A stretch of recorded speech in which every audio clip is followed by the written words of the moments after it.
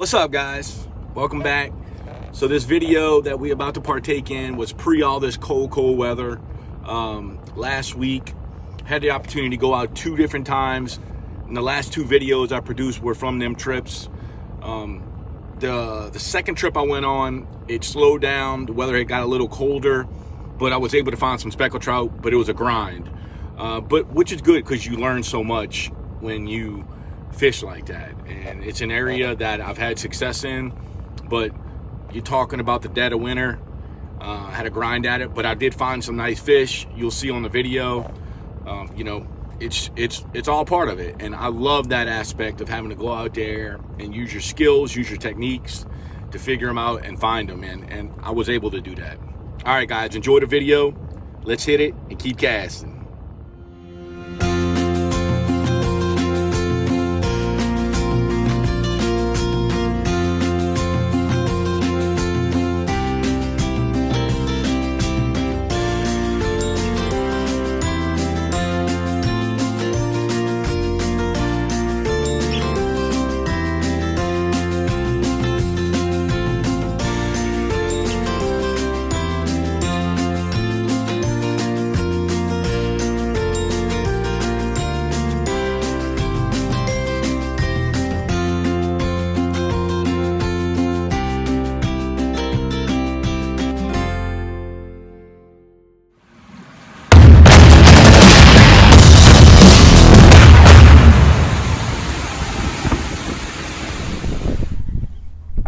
We hooked up.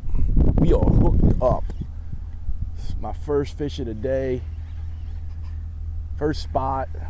Been here about 10 minutes. Not sure what I got on, but as I started to kind of transition back into the deeper water, didn't take long. And nice little speckled trout. Nice little speckled trout, guys. Nice little speckled trout right there. Look at that. I'll take it. I'll take it. He ain't keeping, but he's a pretty one. He's a pretty one, guys. Probably about 11.5 inches or so. But in the state of Mississippi, they got to be 15 inches. So all the guys complaining in Louisiana, man, it's hard for me to feel sorry for you. You gotta do work here in Mississippi. But yep, nice speck, and that kind of tells me something because I've been working the edges and the flats, maybe for a red or a flounder. But I mean, as soon as I transitioned into the deeper ledge, I mean, it was instant. So you know, that's where they are, and that's where I'm gonna have to focus today. All right, guys. I am hooked up on a nice fish. Coming right at me now, guys. He broke the top of the water pretty quick, but I'm not sure what we have on yet. I'm fishing deep, the mouth of Graveline, trying to hit some deep pockets.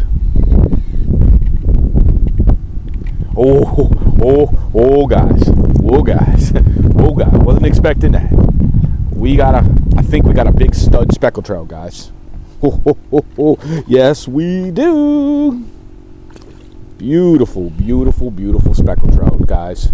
Persistence paid off today. Persistence paid off. He looks to be a 19 or so. Beautiful speckled trout. Big, heavy winter girl. Woo. All right, should we both flip her? Let's flip her in. Yeah. Woo.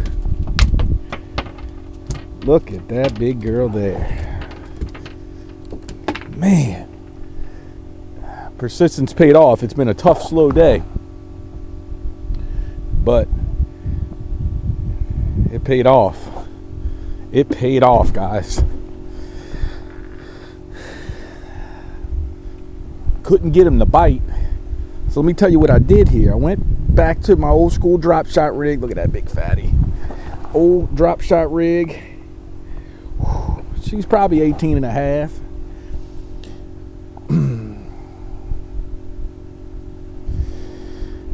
and slowly worked it into the the deeper pockets, and working a little bit of fish bite on it, and some dead shrimp. Just trying to work it slowly into the deep holes, and so far so good. Now I've only been at it about 10 minutes, but I'll take it. Yes sir, yes sir. All right guys, hooked up, went deep. So to fish in the deep center of Graveline. That just seemed like it was the only area that had a few fish. Let's show what I got here. I'm bringing in a nice big white trout. All right, finally. Okay, guys, you can see as well, the only way I was getting any type of consistent bite was drop shot in the deeper holes, deeper areas on the ledges. Very slow. Worked the drop shot back in toward me, but it was slow. Been kind of a tough go today, but it was cold. Kind of been bouncing just around. One of them things this time of year. Got to be slow and methodical. Kind of figure out what they want. But he's cold. But I'll tell you what, he smoked it. I mean, it was a no doubt hit. Okay, guys, you can see I'm using a drop shot rig. It's a nice whitey. The only way I could get them speckled trout to really bite consistently was work that drop shot extremely slow. It was a no doubt with that live bait. I tossed on some live shrimp. That actually triggered the bite consistent enough for me to put a few fish in the box. I am on them, guys. Really slow. Work that drop shot back in off of the ledge. I think a good little redfish hole here for sure. At least that's what it feels like. Yep, another nice red. Another nice red. Little rat red.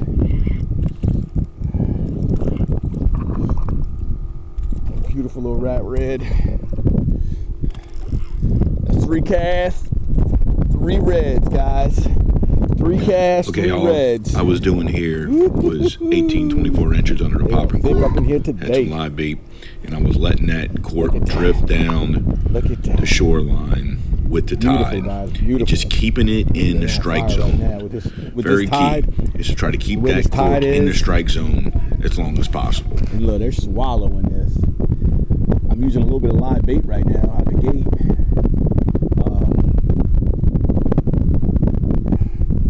Live bait out the gate to see if there was any reds along these shorelines, and yeah, there definitely is. Beautiful. He ain't gonna keep though, guys. Nice pretty blue tail. He's probably 16. He's one of them Louisiana keepers. That's what he is. He's a Louisiana keeper. All you boys in Louisiana complaining about sizes. Over here in Mississippi, gotta be 18-inch red.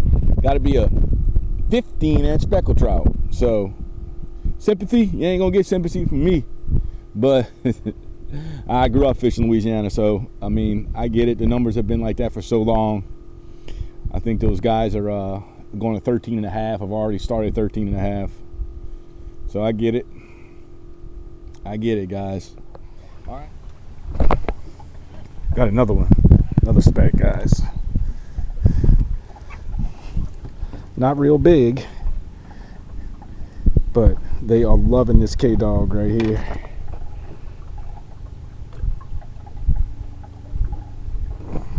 Appreciate it though, man. Thank you. Hey, I appreciate y'all going around too. I really do. Thank you.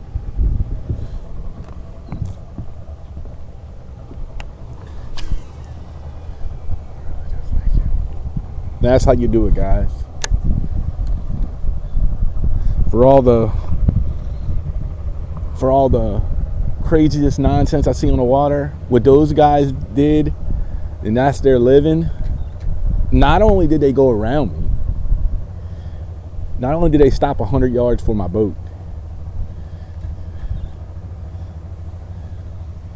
to go around me, and the crab traps work all on the shoreline. They had the courtesy enough to stop 100 yards before my boat. Then, so you can see them, they're 100, 150 yards on the backside of my boat and gonna start picking up traps again. They ain't have to do that, man. And then, not only that, as they were going by, they had some sheephead in the boat, and they were asking me if I wanted them, but they weren't sure if they were legal size or not. It didn't look like they were legal size. They looked like they were small because they could fit in the crab traps.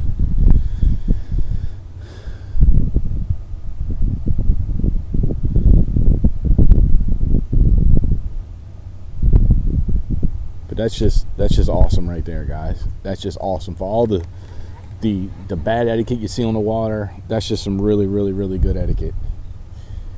And that's their that's their livelihood. They pay their bills and feed their children. That's, for them to do that, to me means a lot. And I'll always remember those guys. I see them in here quite often. I'm super appreciative of guys like that. They get the etiquette of being on the water. So it really means a lot. So I definitely would keep that in mind if they ever need a hand, need help, broke down. I always have those guys back. So we need to see more of that on the water. We don't see enough of it. We see less and less. Back in the days, in the 80s and 90s when I was a kid, and the etiquette was just better. It seems like the etiquette has gotten dreadful at times. So, all right, guys.